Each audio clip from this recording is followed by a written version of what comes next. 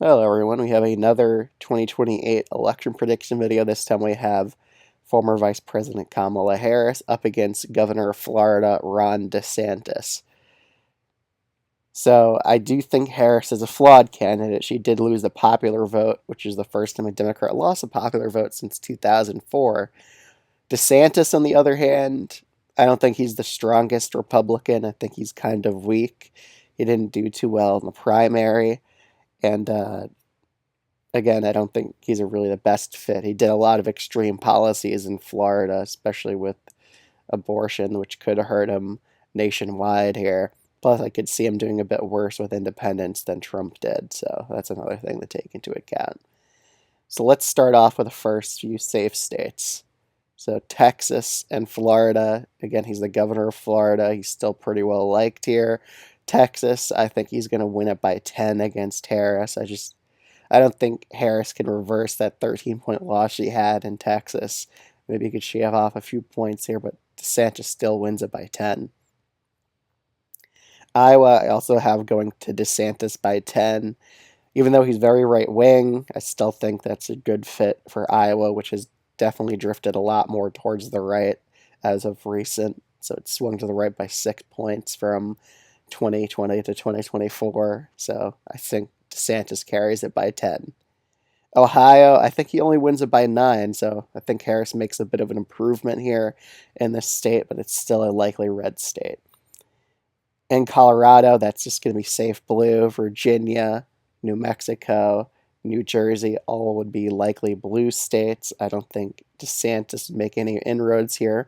Plus, he's pretty right wing, definitely a bit more right wing than Donald Trump is politically, so that'll probably hurt him in these states. And that's why I also have Minnesota going to Harris by 5 points. I think DeSantis being a bit more right wing than Trump would probably hurt him with independent voters in a lot of these states. Nebraska second, I also have going to Harris by a 5 point margin.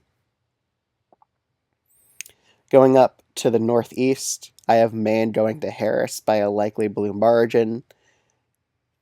In New Hampshire, Harris only won it by 2.8%.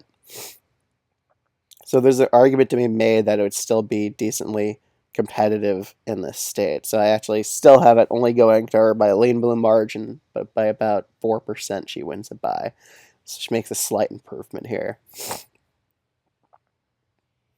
And now we're down to the other states, the other 7 swing states. So we'll start off in Nevada and Arizona. In Arizona, Trump won it by a pretty dominant win by 5 points. So I think DeSantis at least carries it by 3.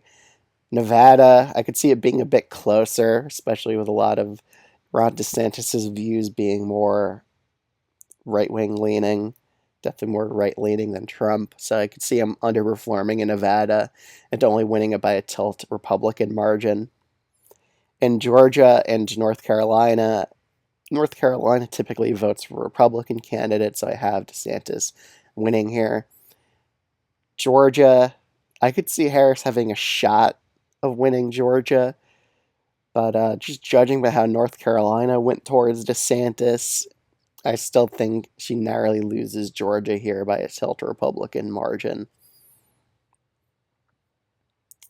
I mean, they've shown that they're willing to vote for more right-leaning candidates in the past, especially in 2022 where Kemp won the state. Plus, it was even close with Herschel Walker, who was a pretty bad candidate. He managed to make it only be a tilt blue margin, but then it went lean blue in the runoff. So they're willing to vote for someone more right-leaning. In Wisconsin, Michigan, and Pennsylvania, I have Harris winning Wisconsin by 1.5%. That was one of her stronger swing states.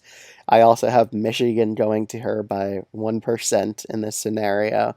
And then this comes down to Pennsylvania, but Harris has shown a lot of weakness in this state in 2024. Plus, it was one of the more Republican-leaning swing states of the Rust Belt states. So I still have this state narrowly going red by a tilt Republican margin.